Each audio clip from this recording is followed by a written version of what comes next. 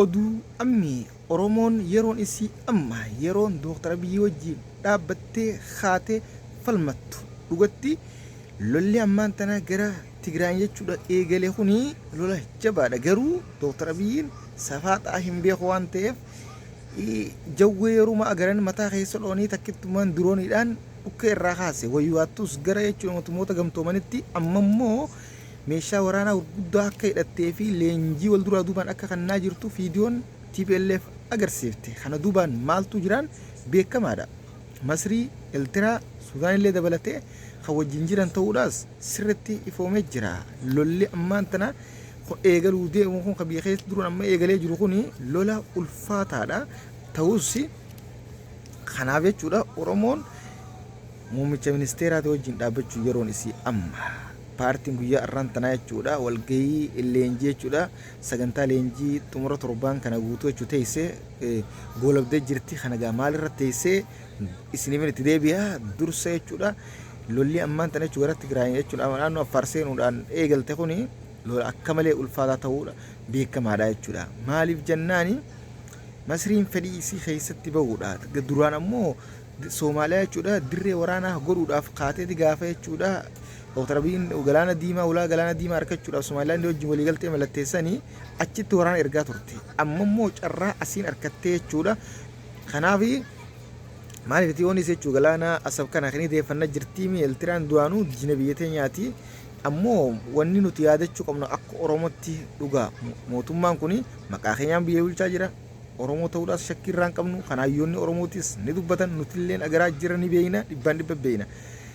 Ta'us jibbinuusi fedhii warri jibbi jiraatus jechuudha nuti warra jaalatu irraa ammoo waan takka beekuudha qabna. Dheengadda Isaayyaas afaan carkii kuni irraa dura sagantaawwan taa'isa irratti Oromoon jechuudha isiin gabaa Afrikaa yookaan gaanfa Afrikaa kana balleessuuf dhuftee jechuudhaan akka malee jechuudha xiyyeeffannoon isaa paartii biyya bulchaa jirtu kan muummicha ministeeraa qofa osoo hin taane Oromoo guutuudha arrabsee jechuudha irratti xiyyeeffatee kanaafi cabni taraa tanaa yoo kan Oromoon cabxaate Oromoon dammaqina jaarraa deemte qofaan dammaquu dhabdee cabxaate dhugatti gabrummaan Oromoo dhaaltu hanganan jaamtu. Kanaaf yeroo kanatti nuti akka keessoodhaan wal dhaba qabaannus akka paartiittis ta'ee akka wandatti walirraa jibbaa qabaannus yeroo diinni moo lolli kun shani an akka jechuudha xinxala kiyyatti lola lola obboleessaa, lola gandaa, lola gosaa, lola sabaatii fi lola biyyaa jira. Kun lola biyyaati. Akka biyyummatti kaanee dhaabbannee sabaas walammiidhaas qabannee muummicha ministeeraa wajjin dhaabbachuun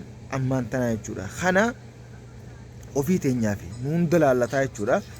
Akkasitti diinota kana qolannee sanboota keessoo teenyatti qulqulleeffachuuf wal nyaannuus rakkoota kan qabu. Kan akkasii irratti hubannee Oromoon jechuudha jaarraa 27 takkaffaa kana keessatti dammaquu dhabuun wallaalaan dukkana keessatti haftee gabrummaa hamtuu jechuudhaan addunyaan dhaalaa hin jirre dhaaluun qabdu.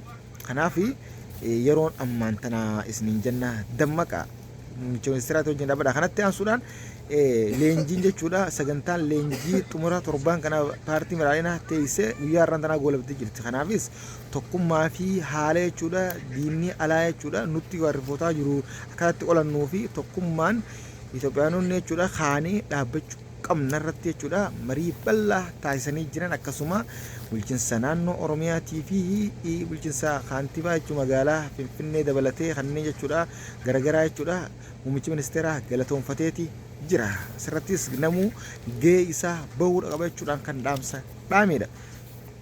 Kanaaf namuu gahee isaa bahuudha qaba. Biitti nu hunda qabdi jechuudha. Kana isiniin jenna. Jabaadha oduulee amma isin biraan geenya kanatti aansuudhaan ammoo humni jechuudha waraana naannoo Amaaraa jechuudha lafa duraan Tigraay qabattee jirtu guyyaa irraan tanaa to'achuun gabaafame. Kan ammoo jechuudha wal waraansa jiru irraa beekaa isinii galee Tigraay ammoo leenjirrii fi waraana akka harkaa qabdu gartanii miti isinii meeti jira. Kanaaf inshaallah biyya teenya garuu rabbiin nagee haa godhu ammoo Masriin kallattiidhaan beeka biyya teenya loluu ni sodaatti waan ta'eef amma immoo karaan isiin itti jechuudha asiin dirree Eltiraa fi lafa naannoo Tigraay kana dirree waraanaa godhuu deemte jechuudha. Ammoo muummichi ministeeraa Dooktar Abiyyiin abbaa takka lolatti irraa hin deebi'u nama lola keessatti guddate waan ta'eef kana onnee guutuu fi konfidensiidhaan lola waan ta'eef ammoo uummanni keenya guutumatti jechuudha xiyyeeffannoon asirra ta'uudha qaba. Kanaan isiniin jaa galatoomaadha. Kanatti aansuudhaan gara oduulee biratti isin dabarsina.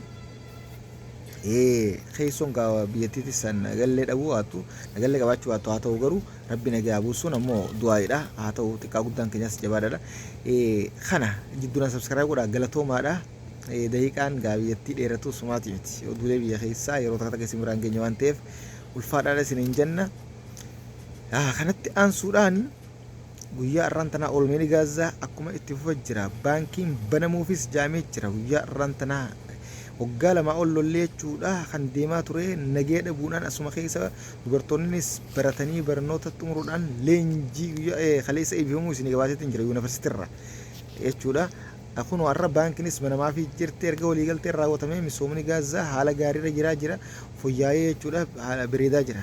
Amma ammoo Israa'eel itti gaafatamummaa guutuu qabdee jechuudhaan Hamaas himattee jirti kan haleellaa dhiyeenya jechuudha rafaa irratti raawwattee dhabaantee ammoo wal jijjiiranis itti fufee jira. Falastiin guutumatti amma bilisoomtee jechuudha dandeenya jechuudha. Alhamdulillah Netanyaahuu irratti guyyaa irraan tanaa hawaasni Israa'eel hiriira baa'oole hidhamuu qabanurraa hidhamuu qaba jechuudhaan kan ammoo mootummoonni jechuudha addunyaa hedduun kanneen akka Turkii, Itaalii, Taayilaandii dabalatee biyyoonni hedduun hidhuudhaaf kallattii hunda jechuudha karoora kaayatanii jiran.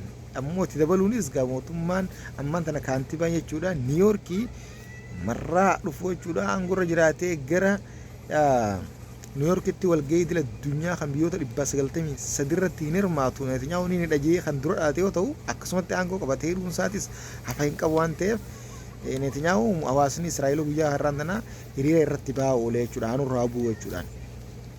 Kanaaf bu'uudha qaba. Jibbamaadha abbaa waraanaa yakka jechuudha. Kanatti aansuudhaan ammoo uummanni jechuudha Naayijeeriyaatis waraana jechuudha uummata kiristaanaatiin jechuudha kabachiisee jechuudhaan gara Naayijeeriyaa erge Tiraambii balaaleffachaa oolan guyyaa har'aan tanaas itti fufinsaan. Tiraambii kun jechuun silaa biyyoota waliin quraan beekamanni akka nama amantii jaalatutti xarraqqeen kun jaarsii yoo inumaa dheengaddaa'u kamisa jechuudha osoo haasawaa taasisaa yeroo haa taa'us keessatti muuguudhaan sirarra rafee muuge kana miidiyaaleen jechuudha addunyaa kan dhuunfaa ta'ee jechuudha qoodaa jira nama akkanaatu kan kursira rafu dhaabbatee firra rafu jechuudha biyya bulcha addunyaa bulchajee naannoo isaa jechuudha. Kana jaarsi gaa umriin isaatti amata 80 jira waan ta'eef 79 irra jira gahee barisaa fuudhumatee jira. Kana jidduummee subscribe godhaa galatoomaa jechuudha. Subscribe godhuu qofa akka hin daganne laalmee gara dhugaa jechuudha gara YouTube kana jechuudha. Hirmaannaan keessan hedduu xiqqaadhaa haa ta'u garuu galatoomaa jabaadhaan isiniin jaa oduulee guyyaa guyyaan isin biraan geenya guyyaa irraan tanaa jechuudha. Galatoomaa godhaa isin jaa kanatti aansuudhaan suudiin guyyaa irraan tanaa qofa jechuudha torbaan kana keessa namoota ala yookaan hayyama hin qabne kan hayyama irra badee waliigala kan isin to'annaa yeroo hojjetu 20,127 ta'u gabaaftee jirti ammaas injifannoo guddaadha kun waan ta'eef tarkaanfiin itti fudhatamee itti fufuu qabachuudhaan beeksaniiti jiran kanaaf eeggannoo godha isiniin jenna itti aansuun ammoo bara 2026 viizaa turizimii kan biyyoota jaawajji wal qabatu banuudhaaf dhaabbate yookaan jechuudha iddoo jechuun simannaan itti taasifamuuf buufata Kaalid Abdulaziz achitti jechuudha guyyaa irraan eebbaaf qopheessee xumuraa jiraachuu guyyaa irraan tanaa beeksanii jiran kanatti aansuudhaan ammaas Suudiin bara 2025 keessatti jiraattonni Suudii dhalattoonni Suudii jechuudha kanneen bultii jaarratanii gaa'ila diigan 57,595 ta'uu gabaafame. Kana guyyatti namoota 557 walii kan jechuudha ministeerri kuni ammoo waggaatti 57,595 caalatti immoo abahan paarsantaa jaatami wayyaa to'aanii 37 ol yoo ta'u alqasima immoo 19 akkasuma jechuudha karriyaan riyaad kunis riyaadii miti lakki naannoo 3 jechuudha baay'inaan gabaabdumatti baay'inaan warra walii kaa jiru ta'uudha simanii jiranii ammoo waggaa kana 57,595 silaa biyya keessatti warra walii keefaa gabaasanii akkam 500 hin gahu waggaatti hawalii biitti guddattee jechuudha waa hunda amatatti jechuudha waan wal fuudhee fi warra walii keefi kanaas madaaltee jechuudha gabaabtee jechuudha kun ta'uudha qabaa silaa baay'ee bareedaadha maaliif jennaan xinxaluma namaatii fi akkaataa jechuudha hubannaan addunyaatu ta'uudha qaba kana isiniin jenna